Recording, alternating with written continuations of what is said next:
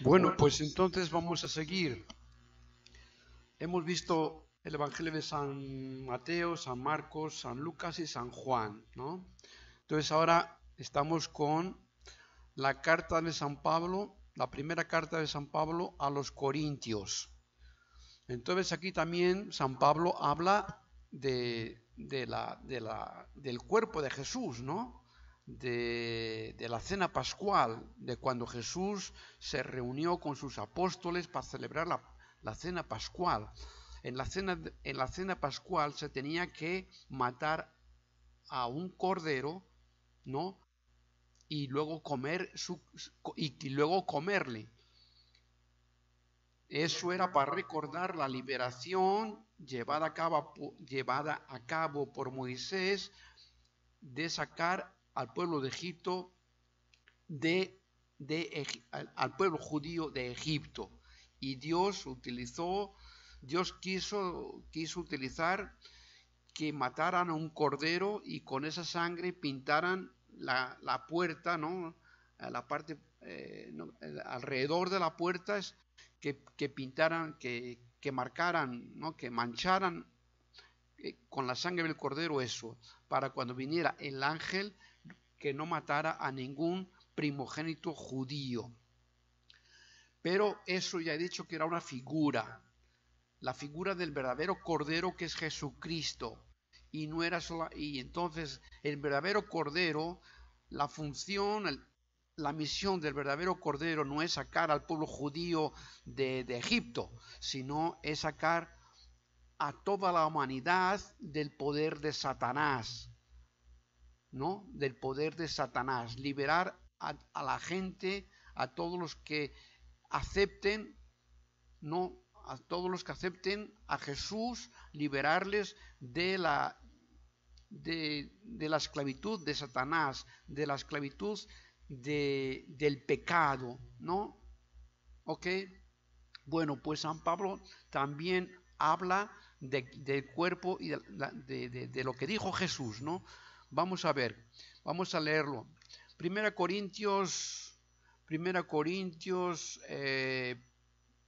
capítulo 11. ¿Ah? Vamos a poner aquí, no sé, capítulo, no sé si, vamos a poner aquí abajo, ¿no? Aquí abajo, capítulo 11, ¿no? Ahí, capítulo 11. Primera Corintios capítulo 11, versículo 23. Dice San Pablo: yo recibí del Señor lo que os he transmitido, que el Señor Jesús, la noche en que fue entregado, tomó pan. Versículo 24. Y después de dar gracias, lo partió y dijo: este es mi cuerpo. Versículo 25. También la copa después de cenar, diciendo: esta copa es la sangre de la nueva alianza. La sangre de la antigua alianza, era matar un animal, era matar a un cordero. Pero ha llegado el día, ha llegado la hora. Y entonces ahora ya no hay que matar ningún cordero, porque el verdadero cordero es Jesucristo, que Él mismo se va a ofrecer, en la cruz como sacrificio para perdón de nuestros pecados, para abrir las puertas del cielo, para perdonar nuestros pecados y para un día poder ir al, poder ir al cielo, a vivir por toda la eternidad con Dios. Bueno, ok. Y dice, y también la copa después de cenar, diciendo: esta es la copa de la nueva alianza en mi sangre. Quien coma el pan o beba la copa del Señor indignamente, será reo del cuerpo y de la sangre del Señor. Versículo 29, quien come y bebe sin discernir el cuerpo y la sangre, come y bebe su propio castigo. Por eso, versículo 30, por eso hay entre vosotros muchos enfermos y muchos débiles, y no pocos mueren, y mueren no pocos. Si solamente fuera pan, si solamente fuera sangre, no sería la cosa tan, no pasaría nada, ¿no? Es porque realmente, ¿no? Quien come y bebe sin discernir el cuerpo y la sangre, come su propio, sin discernir el cuerpo, ¿no? El que come y bebe sin discernir mi cuerpo y mi sangre, come y bebe su propio castigo. Y por eso muchos se enferman, y por eso muchos están débiles, y por eso no pocos mueren. Bueno, pues aquí está.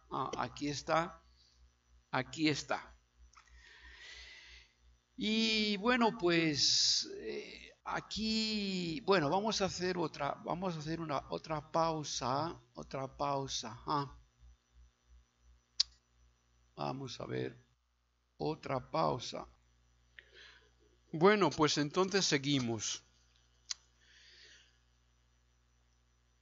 Hemos visto textos, ¿no? De los 4 evangelios, hemos visto textos de San Pablo en la carta a los Corintios, 1 Corintios. Pero no,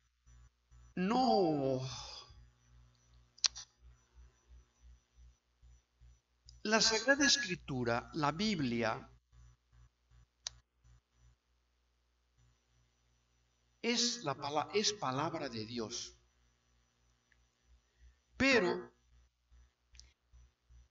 la Sagrada Escritura, la Biblia, no ha caído del cielo.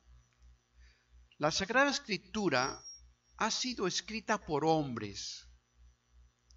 Los evangelios, ¿no? Los libros de la ley, los libros proféticos el Antiguo Testamento, la ley, libros de la ley, los libros proféticos, los libros sapienciales, ¿no? Luego tenemos el Nuevo Testamento y tenemos los 4 evangelios. Y luego tenemos pues el Apocalipsis, tenemos los Hechos de los Apóstoles, tenemos las cartas de San Pedro, de San Pablo, de San Juan, de Santiago, ¿no? Todo ha sido escrito por los hombres. Nosotros tenemos 4 evangelios, pero no tenemos 4 evangelios porque solamente había 4 evangelios, había más evangelios. Y tenemos un Apocalipsis, pero había más Apocalipsis. Y teníamos más cartas de otros. Entonces, la Biblia no ha caído del cielo. ¿Y quién ha formado la Biblia? ¿Quién ha puesto? Ahora vemos la Biblia que tiene, no sé cuántos son, 76 libros, ¿no? O sea, ¿quién ha puesto todos los libros que tenemos ahora en la Biblia? ¿Quién les ha puesto juntos? ¿Quién ha puesto los 4 evangelios ¿Quién les ha puesto juntos? ¿Quién ha puesto juntos los 4 evangelios, las cartas de San Pedro, de San Pablo? ¿Quién ha juntado los evangelios, las cartas, los Hechos de los Apóstoles, el Apocalipsis? ¿Quién ha juntado todos esos libros? Y tanto en el Antiguo Testamento como en el Nuevo, ¿quién ha juntado todo eso? Ese libro no ha caído del cielo así como le tenemos ahora. Entonces, en primer lugar, la Biblia está compuesta de 2 partes. El Antiguo Testamento antes de Jesucristo y el Nuevo Testamento después de Jesucristo. Entonces, ¿quién ha formado el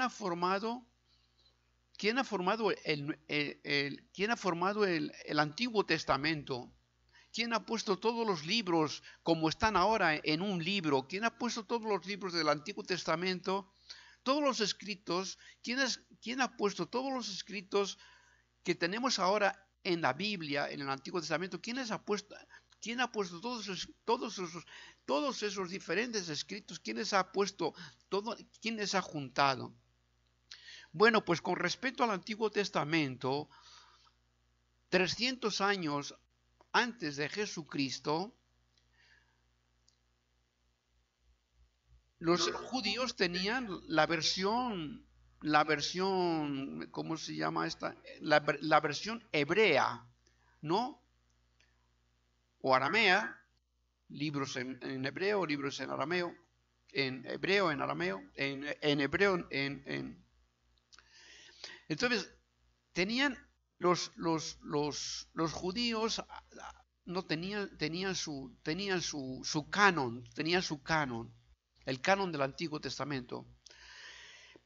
Pero 300 años antes de Jesucristo, la población, aquella centuria, aquel tiempo de la historia, estaba dominada más o menos como ahora podemos decir, por ejemplo, por Estados Unidos, ¿no? Ahora prácticamente todo el mundo estudia inglés. Entonces, 300 años antes de Jesucristo, la gente hablaba, aparte de su propia lengua, está claro. Yo soy español y hablo inglés, ¿no? O sea, todo el mundo tiene su propia lengua, pero luego ya por el dominio de un país concreto, pues entonces la gente empieza a estudiar esa lengua porque se convierte en la lengua general de todos. Entonces, hace 300 años antes de Jesucristo, la lengua oficial, por así decirlo, era el griego. Entonces, pues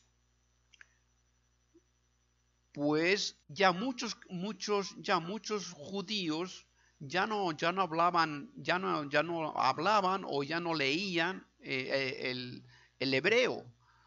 Entonces se mandó traducir el canon judío hebreo, se mandó traducirlo al griego. Y entonces, bueno, pues hicieron la traducción. En el libro hebreo, en el canon hebreo, en el canon griego del Antiguo Testamento, hay 7 libros que no están en el canon judío, pero no porque esos libros no fueran judíos, eran judíos, pero no estaban escritos en hebreo. Entonces, los traductores que tradujeron el canon hebreo en griego incluyeron esos otros libros. Ok, pues eso fue hace 300 años después de Jesucristo, antes de Jesucristo. Bueno, después de 300 años más o menos, 3 centurias, después de Jesucristo, la Iglesia tuvo que hacer lo mismo con el canon, con el nuevo canon, con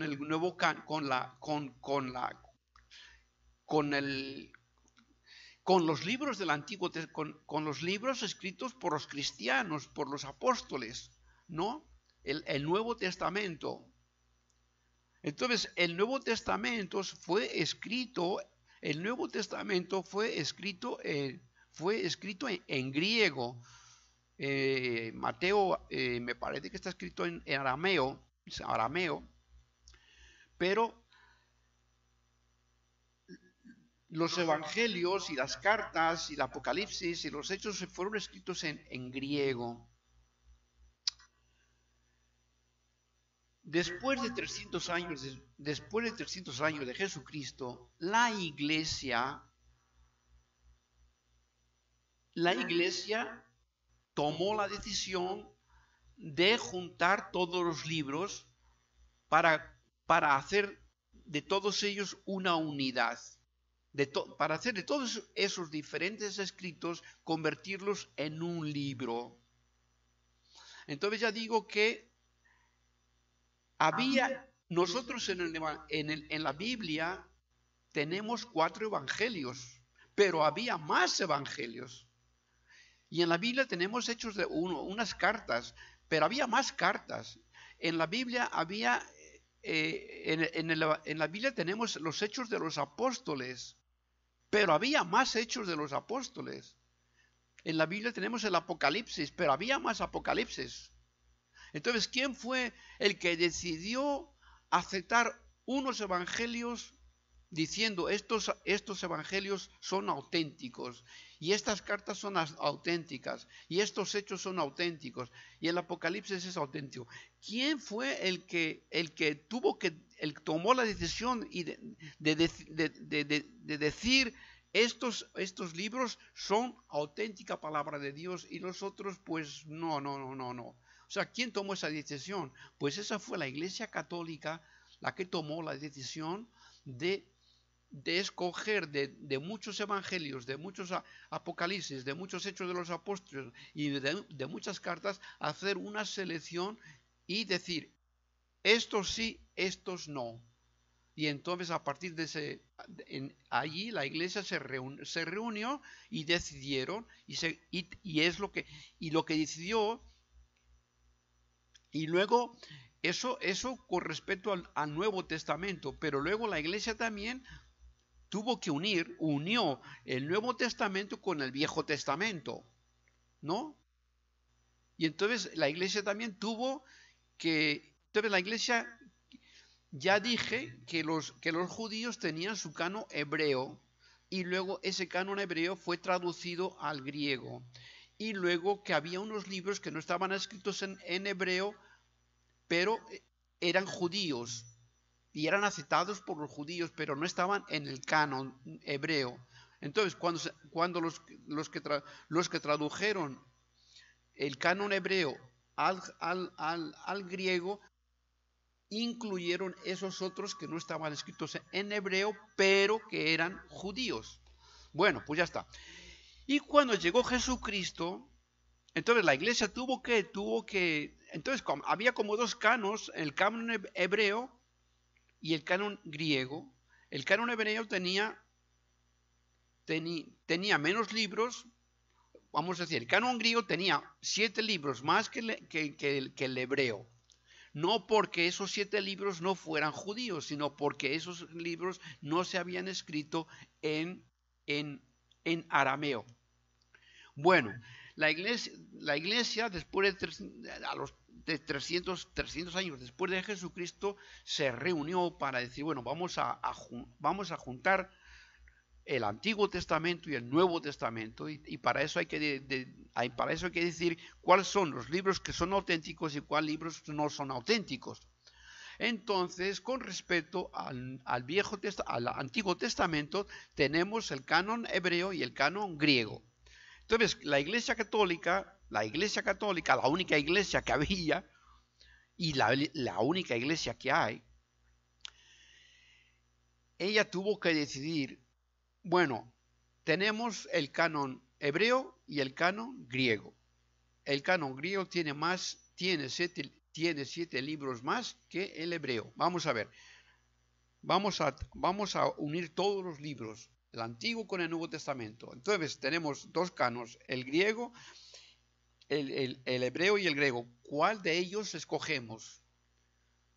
Y entonces escogieron el canon griego, que contenía los 7 libros que no tiene el canon hebreo. ¿Ok? Bueno, ¿por qué la iglesia decidió aceptar el canon griego y no el hebreo? Pues por una sencilla razón, porque Jesucristo, ya he dicho yo que los libros del Nuevo Testamento fueron escritos en griego, excepto el libro el Evangelio de San Mateo, que fue escrito en arameo. Vamos a ver. Entonces, ¿por qué la iglesia optó por el canon griego? Pues porque en aquellos tiempos se hablaba en griego, se utilizaba el griego, y de hecho los libros del Antiguo Testamento fueron escritos en griego. Pero ¿por qué decidió la Iglesia el canon griego del Antiguo Testamento y no el canon hebreo? Pues porque podemos observar que Jesús, cuando predicaba, utilizaba el canon antiguo, el Antiguo Testamento, porque estaba empezando, todavía no estaban escritos los evangelios, ni el Apocalipsis, ni los Hechos de los Apóstoles, todavía no, estaba empezando, o sea que cuando estaba Jesús hablando, predicando, no existía el Nuevo Testamento, existía el Viejo Testamento. Entonces cuando Jesús viene, predica y utiliza el Antiguo Testamento.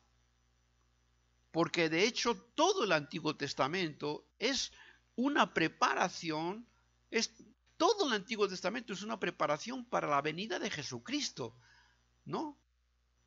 Para la venida del verdadero Cordero. Y aquí vemos la imagen, ¿no? Que Jesús está con el Cordero, ¿no? Pero el verdadero Cordero no es un animal, el verdadero Cordero es Jesús, es Jesús. Entonces, cuando Jesús predicaba, utilizaba continuamente el Antiguo Testamento. Y entonces, pues los apóstoles, pues, y luego la iglesia, los apóstoles, y luego los sucesores, los apóstoles y los sucesores de los apóstoles, y San Pedro y los sucesores de San Pedro. Aquí vemos que Jesús está dando las llaves del cielo a San Pedro. Al lado podemos ver a San Juan. Entonces Jesús dijo a Pedro: yo edifico sobre ti mi iglesia, y nadie la va a destruir. Os matarán, pero la iglesia seguirá, ¿no? Tú lo que abras en la tierra, yo lo abro en el cielo. Tú lo que cierres en la tierra, yo lo cierro en el cielo.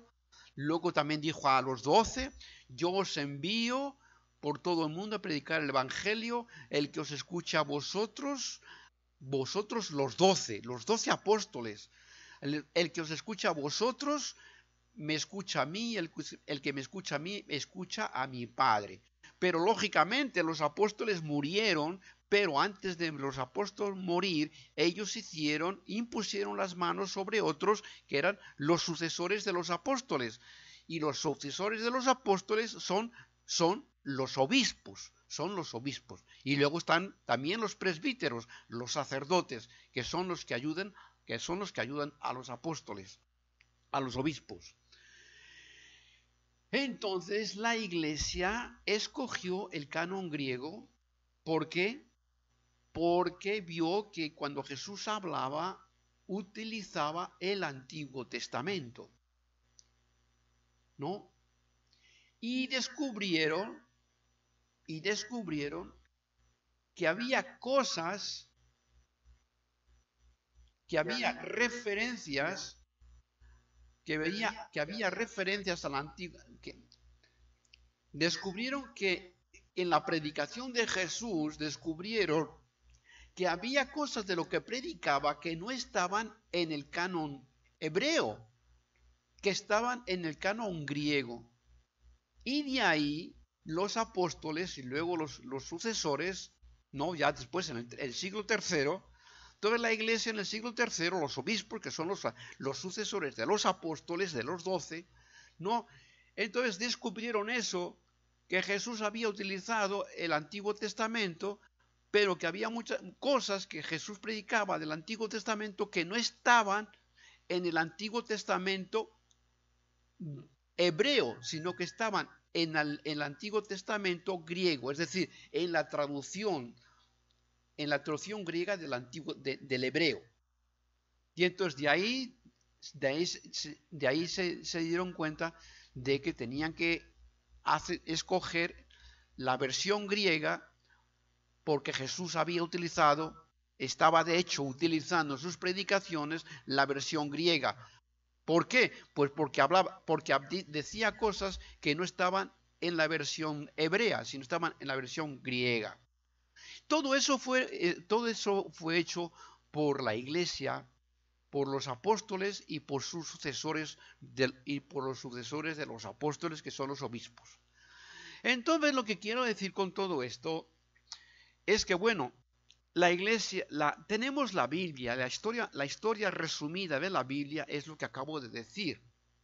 Pero bueno, una vez que ya tenemos la Biblia, que ha sido escrito por la iglesia y que los libros de la Biblia han sido reunidos por la iglesia católica, porque la única iglesia, la católica. Entonces vemos que la iglesia católica, la única iglesia que es la que fundó Jesús en San Pedro, no fue la iglesia que escribió los libros de la Sagrada Escritura y que fue la que unió esos libros y los convirtió en un libro que es como lo que tenemos actualmente, ¿no? Bueno, pero una vez que ya tenemos el libro, la Sagrada Escritura, una vez que ya tenemos todos los escritos,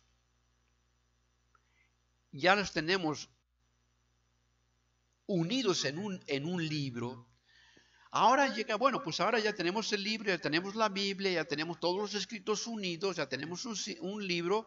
Bueno, pues ahora ya está, que cada uno lo lea y ya está, y esa es la palabra de Dios y ya está. Pero de hecho, hay muchas cosas en la Sagrada Escritura, tanto en el Nuevo como tanto en el Antiguo Testamento como en el Nuevo Testamento. Hay cosas que no están muy claras. Hay cosas que no están muy claras. Entonces, el mismo San Pedro decía, ¿no? Dice, hay cosas en San Pablo, hay cosas en los escritos de San Pablo que no son fáciles de entender. Por consiguiente, hace falta que alguien no solamente es bueno y es recomendable, ¿no? que todos compren una Biblia, que todos tengan la Biblia, que todos lean la Biblia, sino que es necesario que alguien, que es la iglesia, que son los apóstoles y sus sucesores, que son los obispos, ¿no? Pues hay alguien que es la iglesia, que es la que nos tiene que decir cuál es la verdadera interpretación de un determinado versículo, ¿no? O de una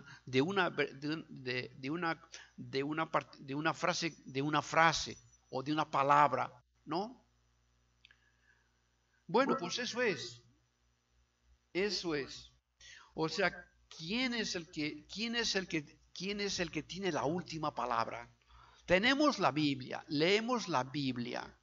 Pero ¿quién es el que tiene la última palabra para saber todo lo que dice la Biblia? Pues la última palabra solamente la tiene la iglesia que Jesús fundó, que es la iglesia católica, que es la iglesia de los apóstoles y de sus sucesores. Es la iglesia la que nos tiene que decir, bueno, pues esto significa esto, y esto quiere decir esto, y esto quiere decir lo otro. Entonces, con respeto, concretamente en este momento estábamos hablando de Jesucristo dijo, esto es mi cuerpo, esta es mi sangre, esta es mi carne, esta es mi sangre. El que coma mi cuerpo y beba mi sangre, él vive en mí y yo vivo en él, y yo le resucitaré en el último día.